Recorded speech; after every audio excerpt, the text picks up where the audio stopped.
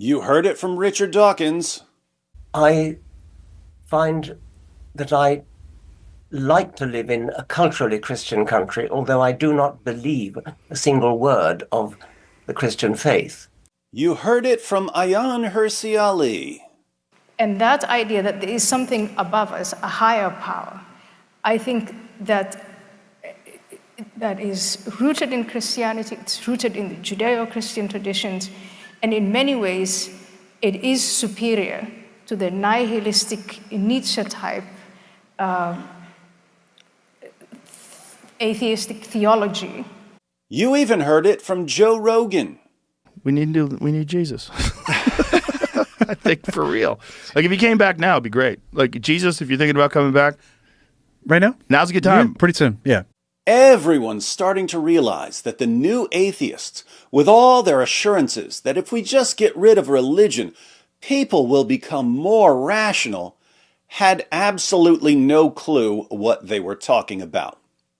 The new atheists had as much blind faith in the coming scientific utopia as a jihadi has in his 72 virgins.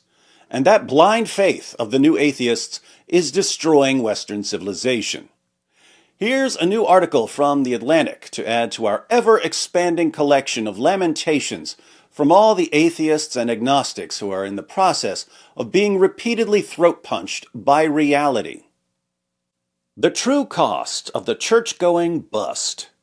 And the description, many Americans seem to have found no alternative method to build a sense of community, by Derek Thompson. As an agnostic, I've spent most of my life thinking about the decline of faith in America in mostly positive terms. Organized religion seemed, to me, beset by scandal and entangled in noxious politics. So, I thought, what is there really to mourn? Only in the past few years have I come around to a different view. Maybe religion, for all of its faults, works a bit like a retaining wall to hold back the destabilizing pressure of American hyper-individualism, which threatens to swell and spill over in its absence. Richard Dawkins saw it long before you saw it, Derek. You call it a retaining wall, he called it a bulwark. Dawkins was referring to something a certain religion was protecting you from when he said, way back in 2010, I have mixed feelings about the decline of Christianity, insofar as Christianity might be a bulwark against something worse. Or, as he warned in a 2018 tweet, before we rejoice at the death throes of the relatively benign Christian religion, let's not forget Hilaire Belloc's menacing rhyme. Always keep a hold of nurse, for fear of finding something worse. More than 1/4 of Americans now identify as atheists, agnostics, or religiously unaffiliated, according to a new survey of 5,600 U.S. adults by the Public Religion Research Institute. This is the highest level of non-religiosity in the poll's history.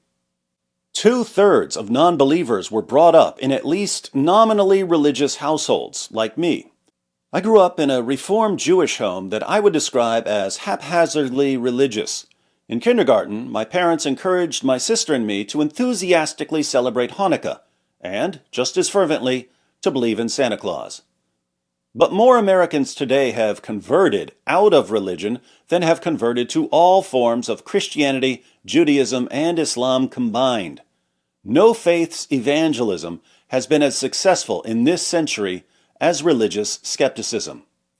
And as this religious skepticism has spread, so have science and logic and reason and...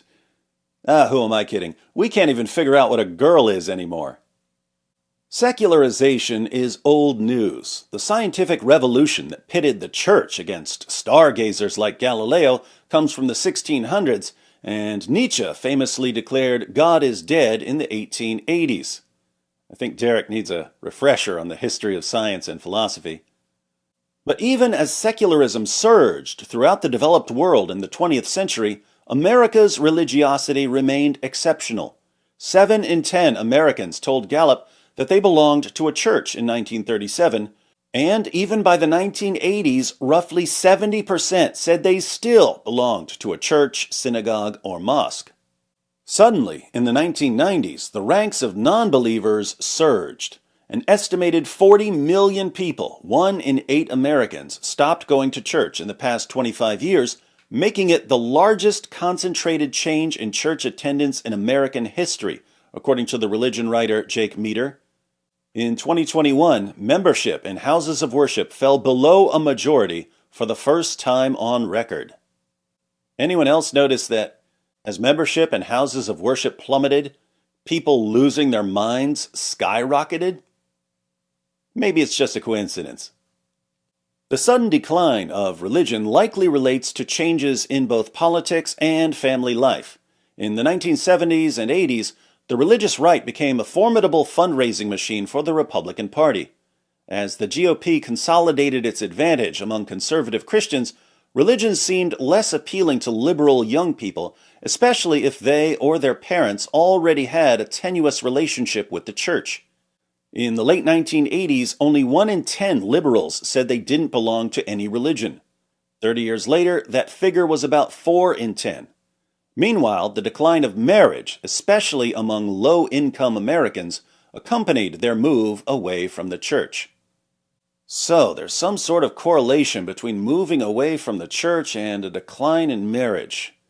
But that'll be good for society too, right? Who needs that archaic, I now pronounce you husband and wife nonsense? That relationship with organized religion provided many things at once. Not only a connection to the divine, but also a historical narrative of identity, a set of rituals to organize the week and year, and a community of families. PRRI found that the most important feature of religion for the dwindling number of Americans who still attend services a few times a year included experiencing religion in a community and instilling values in their children. So, as people abandon religion, they're losing a connection to the divine, a historical narrative of identity, rituals to organize the week and year, a community of families, experiencing religion in a community, and a system for instilling values in their children. But what could go wrong? How about everything? Everything can go wrong. When I read the PRRI survey, this emphasis on community is what caught my eye. As I recently reported, the United States is in the midst of a historically unprecedented decline in face-to-face socializing. The social collapse is steepest for some of the groups with the largest declines in religiosity. For example, young people, who are fleeing religion faster than older Americans, have also seen the largest decline in socializing. Boys and girls ages 15 to 19 have reduced their hangouts by more than 3 hours a week, according to the American Time Use Survey. There is no statistical record of any period in U.S. history where young people were less likely to attend religious services, and also no period when young people have spent more time on their own. But that's working out really well for young people. Just check TikTok to see how things are going. Be sure to bring some soap, because you're going to want to wash your eyeballs out after a few minutes. A similar story holds for working-class Americans. In 2019, a team of researchers published a survey based on long interviews conducted from 2000 to 2013 with older, low-income men without a college degree in working-class neighborhoods around the country. They found that since the 1970s, church attendance among white men without a college degree had fallen even more than among white college graduates. For many of these men, the loss of religion went hand in hand with the retreat from marriage. As marriage declined, the authors wrote, men's church attendance might have fallen in tandem. Today, low-income and unmarried men have more alone time than almost any other group, according to Time Use data. That's one way to stick it to the patriarchy. Did the decline of religion cut some people off from a crucial gateway to civic engagement? Or is religion just one part of a broader retreat from associations and memberships in America? It's hard to know what the causal story is here, Eric Kleinenberg, a sociologist at NYU, told me. But what's undeniable is that non-religious Americans are also less civically engaged. This year, the Pew Research Center reported that religiously unaffiliated Americans are less likely to volunteer, less likely to feel satisfied with their community and social life, and more likely to say they feel lonely. Clearly, more Americans are spending Sunday mornings on their couches, and it's affected the quality of our collective life, he said. Less civically engaged, less likely to volunteer, less likely to feel satisfied with their community and social life, more likely to say they feel lonely.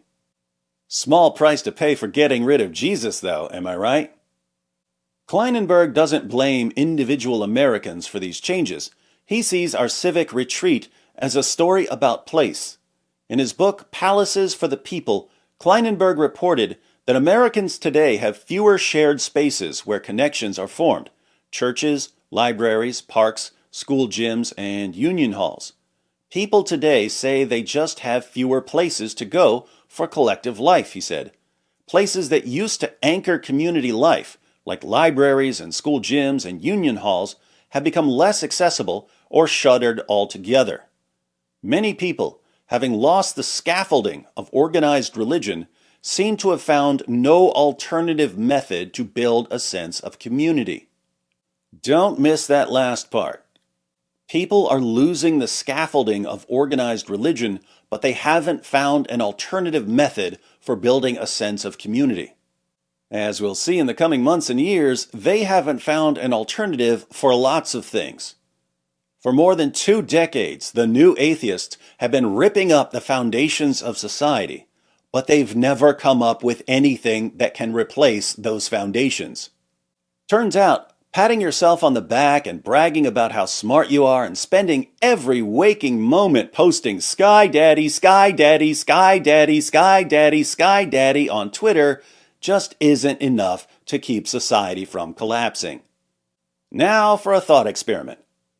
Imagine, by analogy, a parallel universe where Americans suddenly gave up on sit-down restaurants. In surveys, they named many reasonable motivations for their abstinence: the expense, the overuse of salt and sugar and butter, the temptation to drink alcohol. As restaurants disappeared by the hundreds, some mourned their closure, while others said it simply didn't matter. After all, there were still plenty of ways for people to feed themselves. Over time, however, Americans as a group never found another social activity to replace their dining out time. They saw less of one another with each passing decade. Sociologists noted that the demise of restaurants had correlated with a rise in aloneness, just as the CDC noticed an increase in anxiety and depression. I've come to believe that something like this story is happening, except with organized religion playing the role of restaurants. On an individual basis, people can give any number of valid-sounding reasons for not frequenting a house of worship. But a behavioral shift that is fully understandable on the individual level has coincided with, and even partly exacerbated, a great rewiring of our social relations. Aha! You are an individual, but you're also part of a society. If one person acts differently, society doesn't change. But if millions of people start acting differently, society gets rewired. So, how do you like the direction society's heading? And America didn't simply lose its religion without finding a communal replacement. Just as America's churches were depopulated, Americans developed a new relationship with a technology that, in many ways, is the diabolical opposite of a religious ritual: the smartphone. As the social psychologist Jonathan Haidt writes in his new book, The Anxious Generation, to stare into a piece of glass in our hands is to be removed from our bodies, to float placelessly in a content cosmos, to skim our attention from one piece of ephemera to the next. The internet is timeless in the best and worst of ways, an everything store with no opening or closing times. In the virtual world, there is no daily, weekly, or annual calendar that structures when people can and cannot do things, Haidt writes. In other words, digital life is disembodied, asynchronous, shallow, and solitary. When people lose their external structure, they begin to lose their internal structure. their mental structure, and they go insane. Religious rituals are the opposite in almost every respect. They put us in our body, Haidt writes, many of them requiring some kind of movement that marks the activity as devotional. Christians kneel, Muslims prostrate, and Jews daven. Religious ritual also fixes us in time, forcing us to set aside an hour or day for prayer, reflection, or separation from daily habit. It's no surprise that people describe a scheduled break from their digital devices as a Sabbath. Finally, religious ritual often requires that we make contact with the sacred in the presence of other people, whether in a church, mosque, synagogue, or over a dinner table prayer. In other words, the religious ritual is typically embodied, synchronous, deep, and collective. You can think of religious rituals as a trellis for you to grow on. You're a grapevine. You can exist as a grapevine on the ground, but you're not going to be very fruitful. If you want to be fruitful, you need a structure to grow on. I'm not advocating that every atheist and agnostic in America immediately choose a world religion and commit themselves to weekly church or synagogue or mosque attendance. But I wonder if, in foregoing organized religion, an isolated country has discarded an old and proven source of ritual at a time when we most need it. Making friends as an adult can be hard. It's especially hard without a scheduled weekly reunion of congregants. Finding meaning in the world is hard too.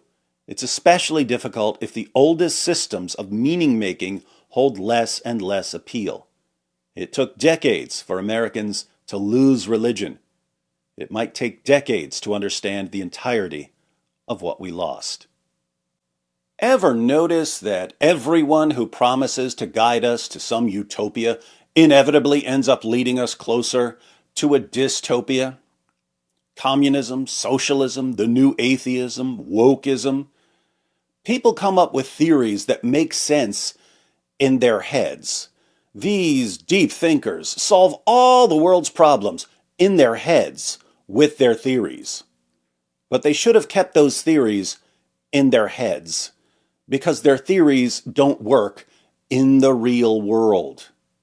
As the Scottish philosopher Thomas Reid put it, a traveler who has good judgment may mistake his way and be led unawares onto a wrong route.